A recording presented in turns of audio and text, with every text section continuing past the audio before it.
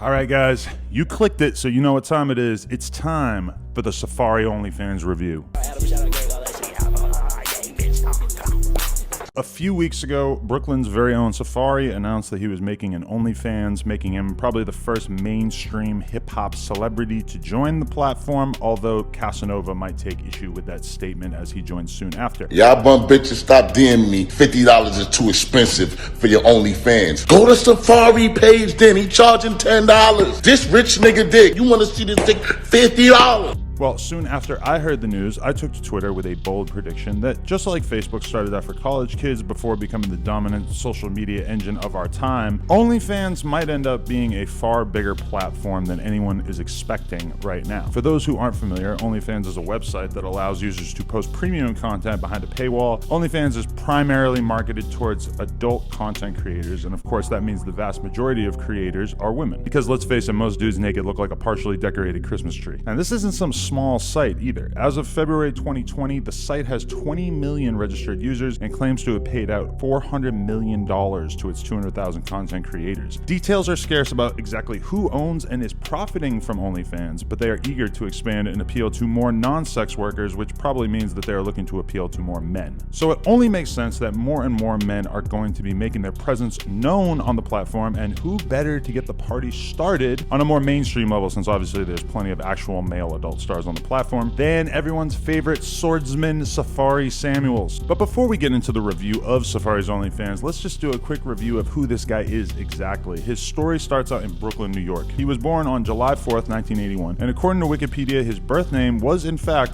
Safaree Lloyd Samuels. He started his music career in a group called the Hood Stars, featuring him, Nicki Minaj, Lou Starr, and 7up. Now, the group didn't really go anywhere, although Safaree does offer up some funny stories and interviews about going into record labels with the rest of the group and rapping in front of label executives in an attempt to get signed. But at some point the group broke up, or if you want to believe some accounts I read, Safaree got kicked out and Nicki left as a show of solidarity. And it was decided that the focus would now be on Nicki's career, which seemed to have the most potential. Safaree and Nicki are estimated to have started dating about 2 years after the group was formed, and he decided to stay on board acting as her hype man when she took off on her own solo career. Safaree lesson number 1, don't let your pride get in the way. A lot of guys who dreamed of becoming a rapper would be ashamed to play second fiddle while their girlfriend pursued her dreams, but as far as I'm concerned, this was just Safaree keeping it real, realizing that his girlfriend was 10 times more marketable than he was, and supporting her career while he made himself useful in another role. I guess the less charitable reading would be something along the lines of, you gave up on your hopes and dreams to follow your girlfriend around on tour as she achieves all of hers, but personally, I can't get behind that. A lot of the most successful people that you will meet are actually in that position because they know how to be a loyal soldier, and of course, during such a crazy time in her life, Nicki was gonna need a rock like Safaree to hold her down. I just want to acknowledge at this moment that I'm sure there's a lot of barbs watching this, and I just want to clarify that I come in peace. Admittedly, I'm not a Nicki Minaj expert, but I am keeping this section relatively brief because this is about Safaree, not Nicki, but I'm sure that any Nicki stans can offer up some corrections or additional details in the comments down below. Nicki and Safaree were together for a whopping 14 years, and during that time, he was essentially anonymous. It's not so much that Safaree was invisible, he was around, and sometimes he was really out there on stage, absolutely going crazy like in this clip, but it's just that most people didn't know that the guy dancing on stage was also her boyfriend. We would sometimes hear about Nicki's relationship through the media though. For instance, in 2011, police were called after Safaree allegedly hit Nicki in the face with a suitcase, cutting her lip. I'm just realizing now that in 2011, TMZ describes Safaree as her assistant. Nicki also made the blogs when she was spotted wearing an engagement ring a few years later, and she even posted up on Instagram on their 10-year anniversary, although she didn't post a photo of him or tag him. Nicki would later go on to tell GQ that this was a business decision because she didn't think that she would be as successful if everybody knew that she was in a relationship. Around that time, Nicki and Safaree would occasionally be photographed together, but despite being along for the ride the whole time, we didn't really get to know Safaree until 2015 when he broke up with Nicki. Now, why did they break up? Well, at first the media narrative was that Safaree had become uncontrollably jealous of her success. Safaree, for his part, has actually said in interviews that Meek Mill was a big part of why he and Nicki broke up. I personally heard in the streets that Safaree was cheating on her and that Meek Mill might have been the one who aired his ass out to Nicki, something that Safaree has repeated in interviews. Van Lathan, who was with TMZ at the time, says that he has seen footage of Nicki chasing after Safaree with a knife. Well,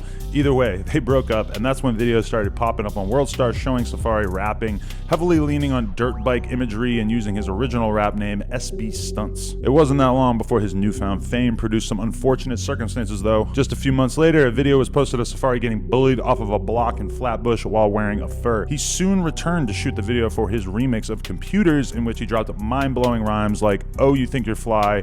Is your name Drone?" And while pulling back up to the block with 30 dudes might get you some points, it didn't do much to remedy the blow that Safaree's image had taken there. Soon after, another video leaked of Safaree throwing it back in a twerk competition. He explained to the Breakfast Club that it was part of a dance competition and that the girls loved it, and that he would get tons of ass from doing this at these contests, but it didn't take long for things to go from bad to worse because Safaree was robbed for his jewelry soon after. A few hours later, he actually went on the radio and openly talked about the assault, crying his eyes out and acknowledging that he knew the robbers. Some fans would go on to call Safaree a snitch for filing a police report, but according to Safaree, he didn't tell the cops who it was, and they were actually caught about 10 minutes after doing the crime. As I'm editing this, I realized that I didn't say anything about the time that Meek Mill's crew ran down on Safaree, but the gist of it is basically Safaree ended up in a whole bunch of situations after he got famous that were the result of him just not moving right, because, you know, when you're Nicki Minaj's boyfriend, you're kind of forced to move right. They got security, moving around in a group, etc. Safaree got caught lacking a whole bunch of times. Okay, back to the video. There's a ton more drama involving Meek and Nicki that I'm not going to go into because if you really care about that kind of stuff, you probably already know. But let's just say that prior to Safaree finding himself in a happy relationship with Erica Mena, we had to hear a lot about his relationship with Nicki Minaj. There were diss tracks aimed at her. Safaree briefly filed a lawsuit against Nicki claiming that he was owed royalties for writing on a lot of her tracks. There were Twitter tirades on her end, and it's all pretty entertaining if you've got time, but we're just going to simplify this whole storyline and just say things got messy. And just as an aside, we should probably answer this question: did Safaree write Nicki Minaj's raps? Well, anyone who's ever heard his music has probably found themselves thinking, this guy raps sort of similar to Nicki. I wonder if he was always the one writing her music. Well, that's a fair question to ask, but Nicki, to her credit, has always denied ever letting anyone write for her, and as much as rappers tend to lie about writing their own raps, no man will ever write for me. And I've stood by that my whole fucking career. Okay? The ferocity with which Nicki claims to have always been an author of her stuff definitely makes me think that she's mostly telling the truth, although she can't be telling the full truth because Safaree is actually credited as writing on many of her songs. But that being said, Safaree has actually been pretty clear that while he has definitely helped and gotten involved in her writing process at times, Nicki is a fierce rapper in her own right. Okay, so now that that's been reviewed, I think we're ready to dig in on Safaree. Pause. And see what his OnlyFans has to offer. But before we get into that, Safaree's willingness to put his meat on display for his own benefit first became apparent when his nudes leaked back in 2018. He then went on The Breakfast Club where DJ Envy and Charlamagne could not contain themselves, while Angela Yee apparently had a printout of the nudes in front of her during the interview. Safaree also threw some money and had a couple of girls twerk on the show. Suffice to say, the reviews of Safaree's meat were enthusiastic, with Twitter users going meme crazy after seeing this guy's junk. All I got to say is, hey, Safaree, how you doing? The boy has 3 legs, let me tell you. And Safaree's Instagram comments filling up quickly with women wanting to experience Safaree for themselves. And so it makes perfect sense that Safaree would be one of the first men to embrace OnlyFans. Anyone who wants to see his meat stick probably already has, given that it has already made the rounds online. He is aware, of course, that the reaction to his meat has been overwhelmingly positive, and it's not really like Safaree has a successful rap career to worry about damaging by selling schlong pics. His musical output has slowed up considerably, and while you can spot a rare positive sign, like the song No Regular Girl doing 2 million views, more often than not, the videos dropped on Safaree's YouTube channel fall somewhere between a couple thousand and a couple 100,000 views, with his songs lately getting very, very few views. So the question that you're all wondering, does Safaree's OnlyFans deliver? Well, kinda. First, the good news. He posts regularly, which is a huge part of running a successful account. He's only been active for a couple weeks, and he's been posting every day or two, so he's definitely getting a consistent flow going, which is a big deal in this world. He's also got a pretty good personal feel going to his posts. He's actually writing like a human, clarifying what he's been up to when he doesn't post, letting you know that he's planning on taking a shower at some point in the future, and unlike Ayleks, he's actually shouting out fellow content creators. I'm not sure who this guy is, but if you're in the market for another buff, ripped dude with waves, maybe this will be useful useful to you. Basically, this content clearly is not made for me, but being the second OnlyFans that I've checked out, it just feels more like he's trying to run his account from more of an honest perspective. It just didn't really feel like a scam, which was definitely how Aylex's page made me feel, even though as a heterosexual male, obviously the Ayleks account was a bit more my style. All right, now the bad news. In terms of the actual content, it's not terribly explicit.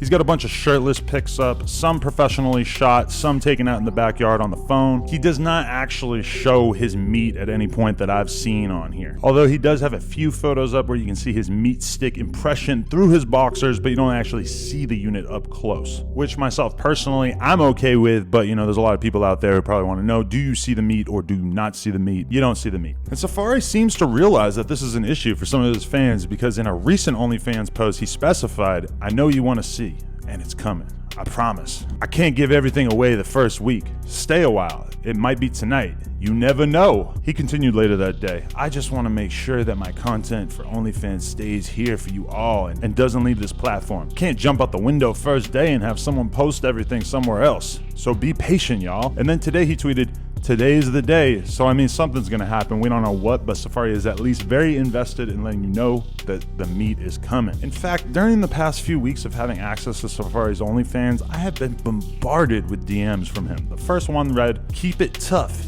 and keep it together. Thank you for being here with me. The best is yet to come. Eggplant emoji, black guy bicep emoji." And with it was a 15-second video that it was gonna cost me $12 to view. Pause. And Pause. okay, that's enough. Pause. It's for a YouTube video, Dame. Pause. Okay, let me just say that it was a 15-second video of him in Calvin Klein boxers, and you can see his boner impression, and his dick is so long that his urethra touches his hip bone. Pause. The DMs didn't stop there either. The next day I got another one attempting to charge me $15 to view a 13-second video, and the message contained within says, "My favorite thing to do before sleep is oil down. It's essential.